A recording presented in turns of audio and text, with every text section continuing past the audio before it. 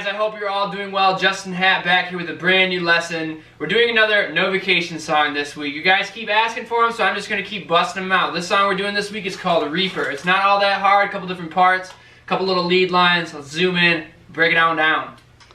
Alright guys, so there's only a couple different parts to this song, and I just want to get right on into it. No Vacation's got some awesome music just because they're so simple, and I don't mean that to devalue the music. The music is great. I'm just saying it's pretty easy to get your hands on. There's only 3 chords that we're dealing with, and we need a capo on the 2nd fret. You can play it without the capo, but I'm trying to be as true to the original recording as the live version as well. Check out the description because I'll have all the links for the original recording and the live version. So again, we have 3 different chords here, and we're going to be in the key of D major. Really cool. So this first chord that we're going to be dealing with, all relative to the capo, we're going to have our middle finger on the 3rd fret of the A string. We're going to have our 1st finger on the 2nd fret of the D string, and we're going to have our 3rd finger come over to the 3rd fret of the B string. So we're going to have this little triangle shape. Super cool. If you wanted to know the name of this chord, there's a couple different things that you could call it. You could call it the D major 9, a D major 7. We have the 9th in there, as well as the root and the 3rd. So you could call it, like I said, either a D major 9 or a D add 9. It doesn't have the major 7th in it. The major 7th would be here. But anyway, enough theory talk. We're going to do this little picking pattern. So what I'm doing is I'm strumming once down on the chord, and then I'm putting my pinky down, my 4th finger, on the 3rd fret of the high E, and I'm sussing that out. And then I'm letting it off. So that's what you kind of get. And that sequence is going to happen twice. Then we're going to move this exact chord shape, same exact fingerings, all the way up to the 12th fret. So just your double dots. Without the capo, it would really be like the 9th fret, but with the double dots in mind, so it's the 12th fret. And we're going to do the same exact chord shape. We're only strumming pretty much the inner strings, so strings 5 through 2. And again, you could call this a couple different things. You could call it an A major 9, an A add 9, A major 7, A major 9. Whatever way you want to consider it, just think of it as an A-based chord. So from this part, and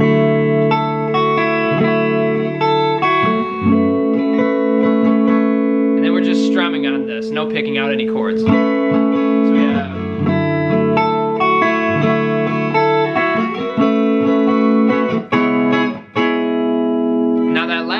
is going to be a C sharp minor 7.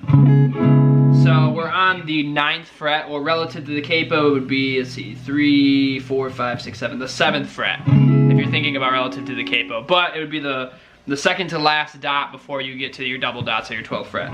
So a C sharp minor 7, no matter what way you want to play, you can play it here, you can play it here. But from the live recording, the way that they're playing it is up here. So from this whole part, this is going to take care of your verses, chorus, and intro, everything.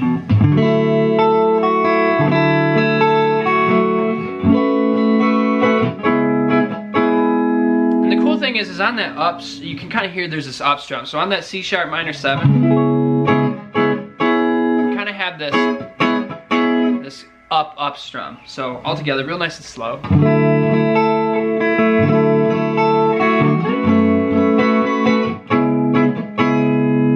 Notice how from this, so up, down, up here, just down strokes. And I'm thinking on this chord here, I'm just thinking of kind of a typical pop rhythm. But this is the most, what my ear hears the most, that quick upstream. So nice and slow again.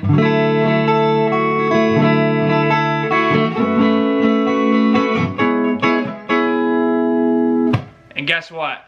That is 98% of the song. Literally, that just repeats over and over again.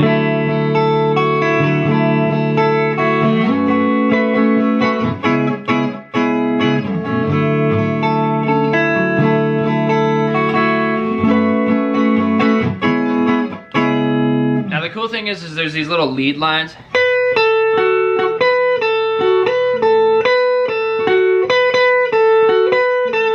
So I'll teach you these little lead lines here because they're all kind of just, it's all kind of nebulous. They use all this like reverb and all this delay, so you can't really hear all the tones all the way, but this is what they're basically doing. This is up in the second position of the D major pentatonic, so if you think of your home row position. I'm using it up in the second position. So I'm up in this little position up here between the 10th and 12th frets of the G, B, and E string. So I'm on the 11th fret of the G, 10th of the B, and 12th of the B. He's not even using the high E, it's just these three notes. And it's kind of like this.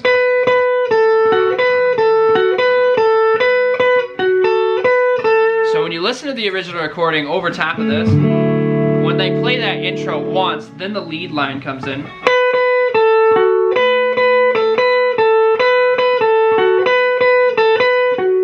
So I'm thinking really just this position where I'm going 12, 10, and then 11.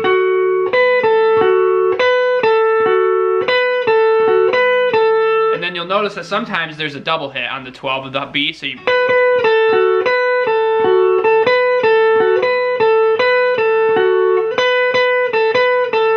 have to listen to it because, again, it's always interesting because like the live versions, they vary a little bit to the recording, but this is pretty standard in the original studio version.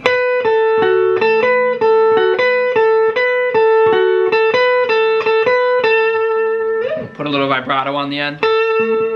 Super, super cool. So again, let's just walk through this real quick and we'll close out. So.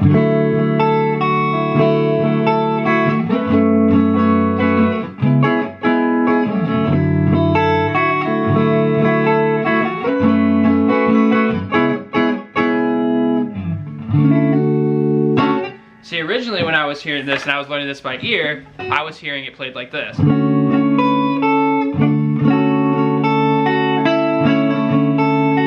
Because I have this F sharp with the capo here, we have an F sharp here on the 7th fret of the B string. So you can play it like this with the D major 7 chord.